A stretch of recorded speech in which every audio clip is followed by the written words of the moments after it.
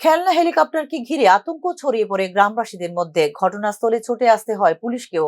ঘটনা মঙ্গলবার গভীর রাতে বিশ্রামগঞ্জ থানার অন্তর্গত দক্ষিণ চরিলাম ৬ নং কলোনি এলাকায়। রাতে হঠাৎ করে একটি খেলনা হেলিকপ্টার লাল নীল বাতি জ্বলতে জ্বলতে একটি বড় গাছের উপর দিয়ে ঘুরতে থাকে অনেক উঁচুতে। হঠাৎ করে গ্রামের মানুষের নজরে আসে বিষয়টি।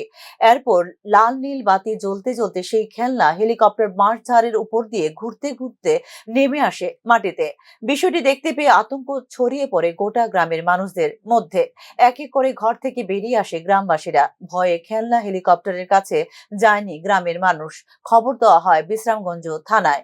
শেষে আতঙ্কের কোনো কারণ নেই বলে গ্রামবাসীদের জানিয়ে খেলনাটিকে বিশ্রামগঞ্জ থানায় নিয়ে আসে পুলিশ।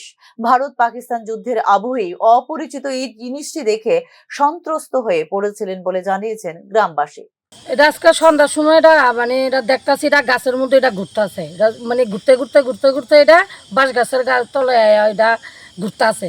এটা ঘুরতে ঘুরতে এটা এখন মাটির মধ্যে পড়তেছে। এটা কি জিনিস এটা আমরা কইতে পারি না, কারণ এটা তো তো যুদ্ধ চলছে।